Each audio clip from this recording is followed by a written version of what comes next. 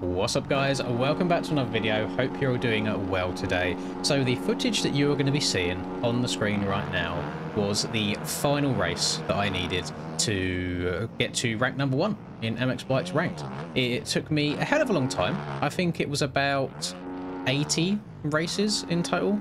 Maybe a little bit less because I've done a couple since then, maybe like 75 or so to get up to the rank number 1 spot. It was a very long time coming, and I'll be honest, I didn't even plan on making a video of it originally, but I thought, you know what, since last minute, or once the gate was about to drop, I thought, you know what, let's just load up OBS real quick, press the record button and see how it goes. So this isn't live commentary at all, this is after the fact, but I want you to pay attention throughout this race, and this goes for all of the races that I've done so far, and this is all in the Supercross playlist in the DDC one, if it wasn't apparently obvious at all. But there is no freebies in MX Bikes Ranked, by the looks of it.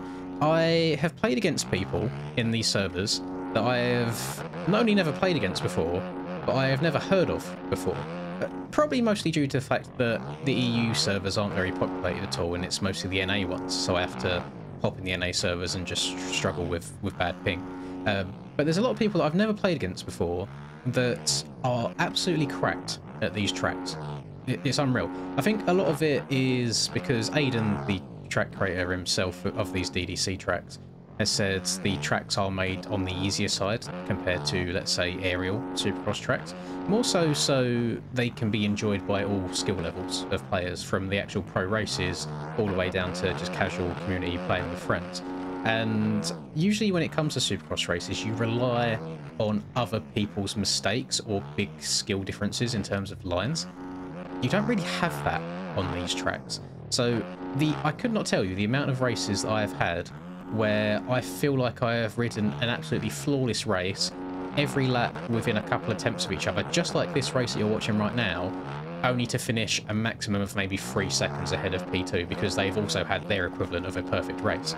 There's been, again, people I've never heard of that have been sat on my cheeks half a second behind for the entire 10-minute race, and I feel like I've put in the best performance of my entire career and I'm only just getting a win because of it. And most people, they would really enjoy that because it's a really close race and it's good fun. But my god, the rest of the minimal amount of hair that I've got just keeps falling out just from these races. They are so stressful. And if you have any let's say thoughts of thinking, hey, I'm going to grind the rank leaderboards and try and get up to P1 as well, firstly, don't do that, because I am going to keep an eye on the leaderboards and see if anyone's getting close and just keep playing matches, hopefully keep pulling away. So you're going to have to put in like a good 24-hour shift if you want to beat Mr. No Lifer over here. Secondly, it sounds good at the beginning, because when you're a bronze and let's say you're beating like gold players, you get like a really good 30, 40 XP at a time. Even if you have a bad race, maybe you come 5th or so, you'll still get like 20, 25. It's really, really good. You feel like you're zooming through the ranks. As soon as you hit that gold kind of area, it slows way down. I'm talking like 15 or so for a win.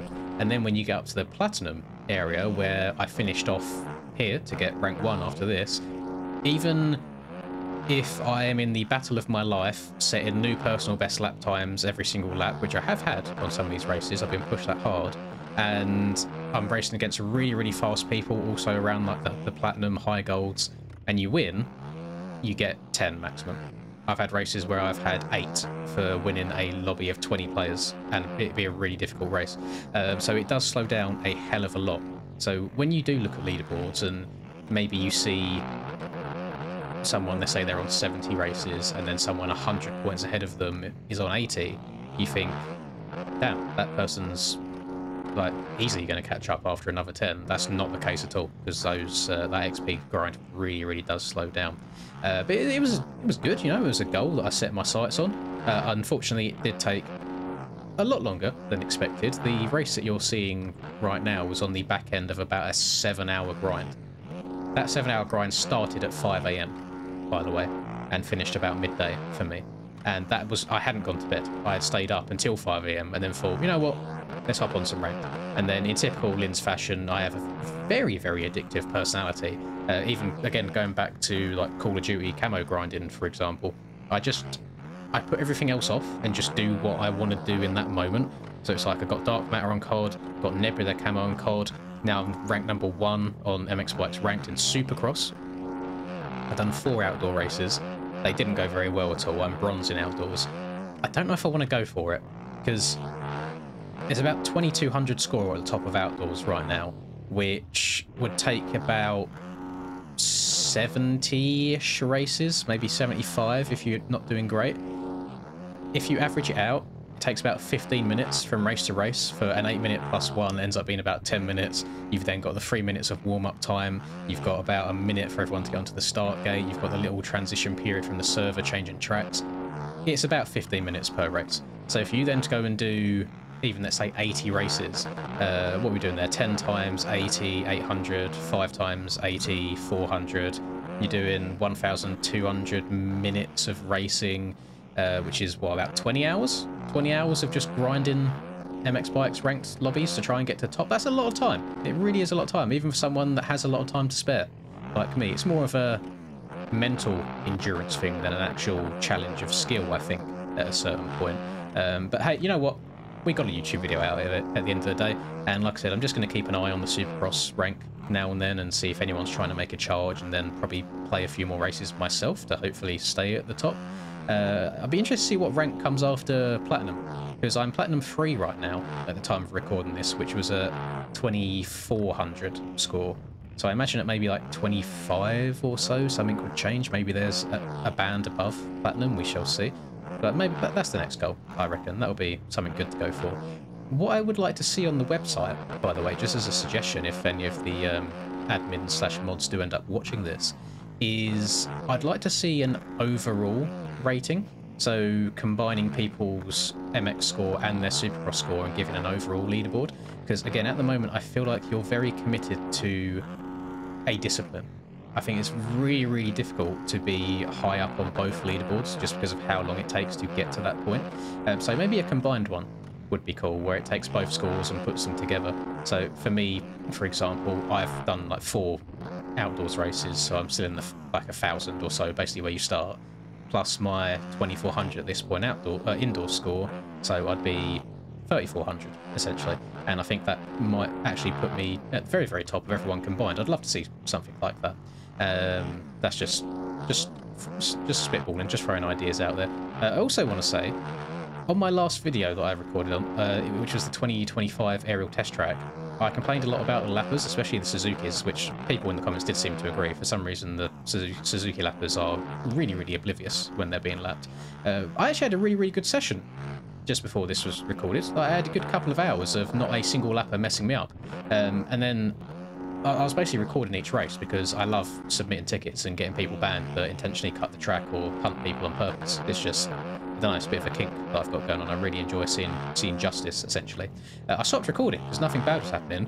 As soon as I stopped recording, someone starts cutting the track and taking the leaders out again. So it's like, god damn it. So it is what it is. You're always going to get a few bad apples, unfortunately. But yeah, if you want to try and get to the top of leaderboards, you need to be pretty damn good. You need to be as consistent as possible. I'll show my analysis at the end of this race, which I think we're on the last lap, or second to last lap now. The amount of perfect races you need is unreal. As I say, you can have what you deem to be a perfect race. So this is, I think, is this round 4, the track that I'm on right now? It's either round 3 or round 4. I want to say it's round 3 of the DDC tracks. And my qualifying time when this track dropped, I think, was a higher 1 minute. And that was when I was still on the Fantic, to be fair.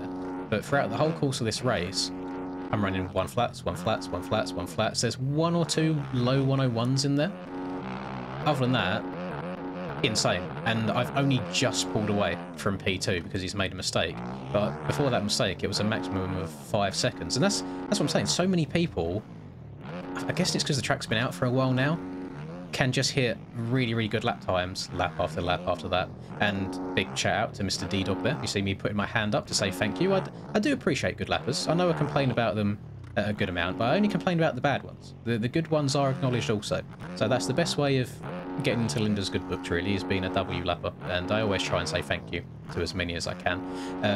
There's, again, people in this set of racing that I've never seen or played against before that are genuinely really, really good. X-Ray, who's in P2 of this, for a good 2 or 3 hours straight. He was 5 seconds behind me maximum in every single race. He was hounding me, to say the least. A really, really stressful time. But we got it done. And again, I'm going to kind of go through the analysis here after the fact. I show X-Rays times, who was in P2. And you see 101, 101, 101, 101. It's just those 1 or 2 mistakes on those laps that cost him.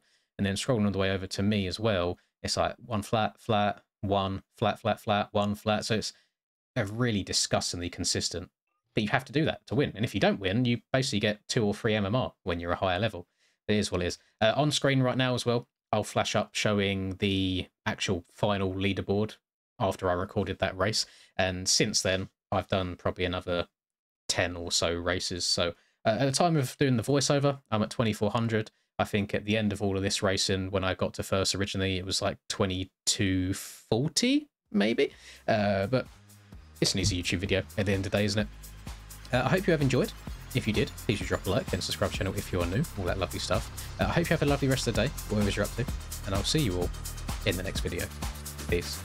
Lynn's in the zone, never backing down. Riding MX bikes, he's the talk of the town. 2022 champ with a YouTube crown. His game is tight, no signs of slowing down. Late nights, bright lights, he's chasing that fame in the digital arena. Writing his name, she's a 10 out of 10. Supporting his lane, hairline might receive, but his passion's the same.